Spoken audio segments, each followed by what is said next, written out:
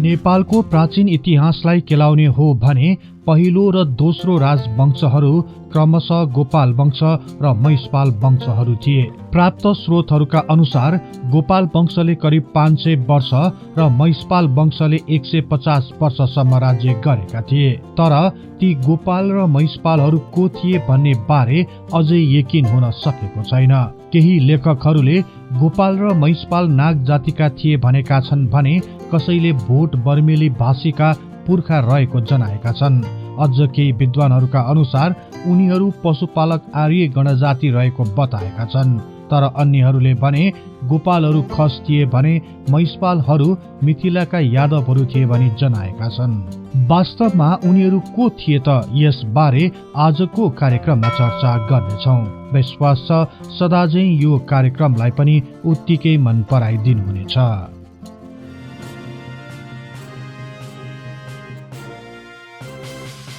अपुरो र अस्पष्टता नै नेपाली इतिहासको चिनारी बन्न गएको छ।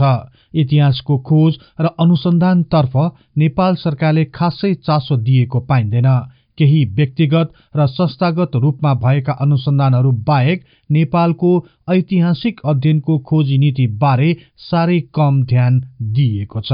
यही कारण पनि नेपाली इतिहासमा प्रमाणहरूलाई भन्दा पनि व्यक्तिगत रायलाई बढी प्राथमिकता दिएको पाइएको छ। यसले आम मानिसहरूमा निकै दुविधा उत्पन्न गरेको छ। मानव जातिको अध्ययन गर्ने हो भने सुरुवातका मानव समाज घुमन्ते चरित्रको थियो। यसपछि बिस्तारै मानिसहरू एक समाज बनाएर एक निश्चित स्थानमा बस्न थाले। यही समयमा पशुपालनको विकास भयो। पशुपालनको युगपछि मात्रै जमिनमा खेती गरेर बस्ने कृषि युगको सुरु भएको हो। यही अन्तरालको बीच पशुपालनमा आश्रित एक समाज काठमाडौँ उपत्यका भित्र प्रवेश गरे। गाई पालेर जीविकोपार्जन गर्ने यी गोपाल जातिहरूले यस उपत्यकालाई राज्यको रूपमा स्थापित गरे। तर यी गोपाल जातिहरू कहाँबाट आए भन्ने बारेमा भने इतिहास मौन रहेको छ। धेरैजसो इतिहासकारहरू विभिन्न धर्म ग्रन्थ, वंशवाली र पारम्परिक तथा पौराणिक स्रोतहरूमा भर पर्ने गरेका छन्। यी स्रोतहरूलाई प्रामाणिक रूपमा नमाने तापनि यसको विकल्प नरहेको तर्क उनीहरूले प्रस्तुत गर्ने गरेका छन्। यिनै ग्रन्थहरूमा गोपाल वंशको बारेमा के उल्लेख गरिएको छ त यसबारे केही चर्चा गरौं। बौद्ध ग्रन्थ र स्वयम्भू पुराणका अनुसार चीनबाट स्वयम्भूको दर्शन गर्न आएका मञ्जुश्रीले उपत्यकाको जलाशयबाट पानी निकासा गरी स्वयम्भूदेखि गुहेश्वरीसम्म मञ्जुपतन शहर बसाएका थिए र उनकै साथमा आएका धर्मकारलाई राजा बनाए। तर गोपाल राजवंशवालीमा भने पशुपतिनाथको ज्योतिर्लिङ्ग र कैली गाईको बारेमा व्याख्या गरिएको छ।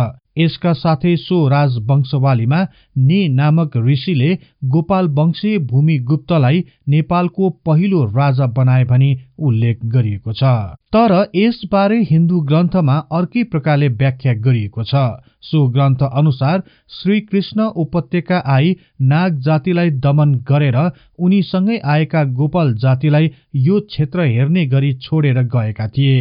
यसपछि गोपाल वंशहरूले यस क्षेत्रलाई राज्यको रूपमा स्थापित गरे।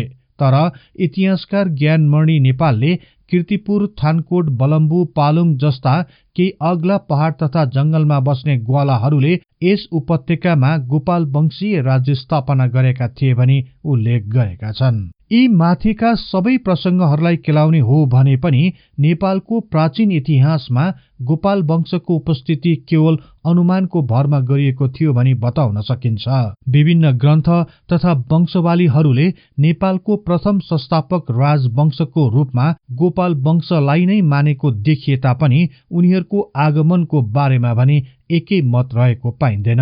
यसैले पनि गोपाल राजवंश विवाद रहित बन्न सकेन।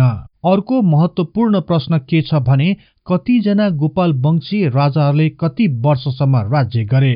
यसबारे पनि विभिन्न ग्रन्थ तथा वंशवालीहरूमा एक रूपता देखिँदैन।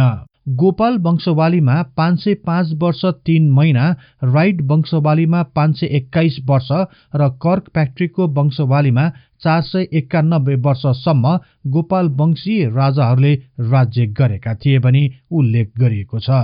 यसका साथै यस अवधि भरका राजाहरूको संख्या र नाममा पनि विविधता पाइएको छ। यही कारण पनि गोपाल वंशको आगमन र राज्यकालको बारेमा अन्योलता सृजना भएको छ। यसलाई सही दिशा दिन गोपाल वंशको बारेमा अझै खोज र अनुसन्धान हुन जरुरी भइसकेको छ। त्यस्तै गोपाल वंशपछि महिषपाल वंशहरूले राज्य गरे भनी धेरैजसो इतिहासकारहरूले बताउने गरेका छन्। तर महिषपाल वंशको आगमन र उदयको बारेमा कुनै ठोस प्रमाणहरू प्राप्त हुन सकेको छैन। गोपाल राज वंशावलीका अनुसार गोपाल वंशका 8औं राजा सृजिनगुप्तको महिषपालहरूसँग भीषण युद्ध भयो र सो युद्धमा गोपालहरूको हार भएपछि महिषपालहरूले राज्य हरण गरी शासन चलाउन थाले। तर भाषा वंशावलीमा भने यसबारे बेग्लै प्रकारले प्रस्तुत गरिएको छ। यो वंशावली अनुसार गोपाल वंशी अन्तिम राजा यक्चे गुप्तले ने नामका ऋषिको उपदेश नमानी बुद्ध धर्म अगालेका कारण राज त्याग गर्नु परेको र उनी निसन्तान रहेकोले उनको स्थानमा मध्यदेश अर्थात मधेस क्षेत्रबाट बरसिंहलाई झिकाई नेपालको राजा बनायो। यिनै बरसिंह महिषपाल वंशका सन्तान थिए। यही कारण महिषपाल वंशीय प्रथम राजा बरसिंहले गोपाल वंशपछि नेपालमा राज्य गरेका थिए। राजा बरसिंहपछि अन्य 2 राजाहरूले राज्य गरे। यसरी 3 जना महिषपाल वंशीय राजाहरूले करिब 150 वर्षसम्म राज्य गरेका थिए। तर विभिन्न ग्रन्थहरूमा उनीहरूको राज्य अवधि फरक फरक रहेको जनाइएको छ। यसपछि किराँती राजाहरूको उदय भयो। यस प्रकार महिषपाल वंशको उदय र पतन भयो। तर महिषपालहरू को थिए र कहाँबाट आए भन्ने बारेमा इतिहासकारहरू एकमत हुन सकेका छैनन्। कसैले भारतको पश्चिमी क्षेत्रबाट आएका हुन् भनेका छन् भने कसैले सिम्रौनगढ र जनकपुर बीचको तराई क्षेत्रबाट आएको हुन सक्ने बताएका छन्। त्यस्तै केही लेखकहरूले महिषपाल भारतको उत्तर पश्चिममा रहेका आविर जनजातिहरू नै महिषपाल वंश भएको जनाएका छन्। तर आविर जनजातिहरू कसरी भैँसी पाल्ने महिषपाल बने भन्ने सन्दर्भमा इतिहास मौन रहेको छ। तर पछिल्लो समयमा केही इतिहासकारहरूले गोपाल वंश र महिषपाल वंश बीच खासै अन्तर नरहेको बताउने गरेका छन्। केवल गाई पाल्नेलाई गोपाल र भैँसी पाल्नेलाई महिषपाल मात्र भनिएको हो भनी उल्लेख गरेका छन्। यसरी उनीहरूको पेशा र जीविकोपार्जन मात्र फरक रहेको तर वंश एउटै रहेको थियो।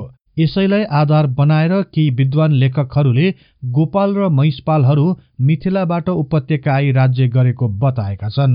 विशेष गरी हाल नेपालको तराई क्षेत्रका यादव तथा मधेसी मूलका मानिसहरू नै गोपाल र महिषपाल थिए।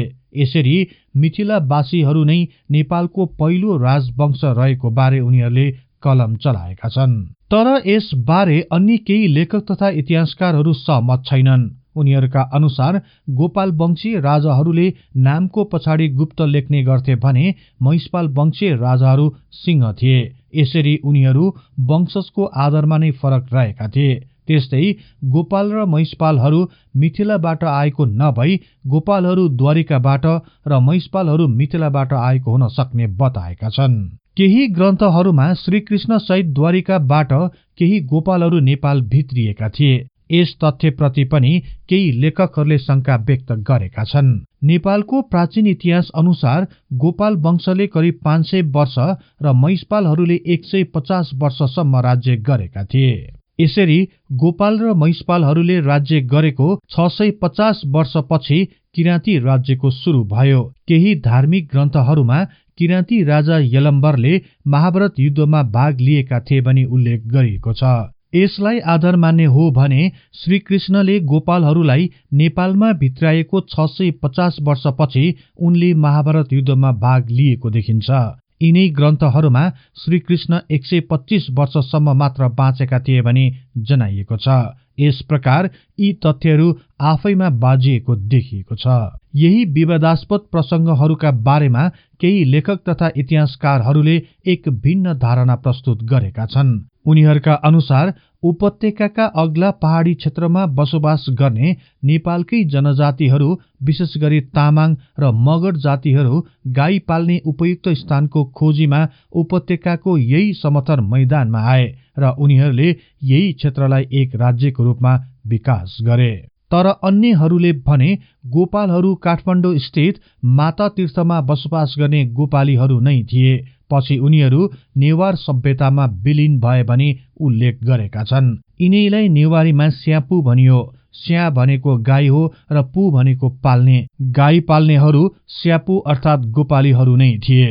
यस प्रकार गोपालहरूको आगमनको बारेमा अझै पनि अन्योलता नै रहेको छ। तर महिषपालहरू मिथिला तथा नेपालको तराई क्षेत्रबाट आएको हुन सक्ने बताउने गरिएको छ। यही अन्योलतालाई चिर्न यस सम्बन्धी अझै खोज र अनुसन्धान हुन अति आवश्यक बनिसकेको छ। यहाँहरूलाई यो कार्यक्रम कस्तो लाग्यो कृपया कमेन्ट बक्समा लेखिदिनुहोला। यस्तै तथ्य इतिहासको लागि हिस्ट्री इन नेपाली च्यानललाई सदैव सम्झनुहोस्। इतिहासको कुनै पनि कालखण्ड बारे तपाईले सुन्न र बुझ्न चाहना राख्नु भएको छ भने तल रहेको कमेन्ट बक्समा उल्लेख गर्नुहोस्। हामी सो बारे प्राथमिकताका साथ कार्यक्रम बनाउनेछौँ। जाँदा जाँदै यस च्यानललाई लाइक, शेयर र सब्स्क्राइब गर्दै बेल आइकनमा क्लिक गरी हाम्रो यो तथ्य इतिहासको ज्ञान प्रसार गर्ने लक्ष्यलाई नियमित साथ दिन अनुरोध गर्दछौँ। अन्तमा अर्को नयाँ र रोचक कार्यक्रम लिएर आउने बाचा गर्दै अहिलेलाई म बिदा हुन चाहन्छु। हवस् त, नमस्कार।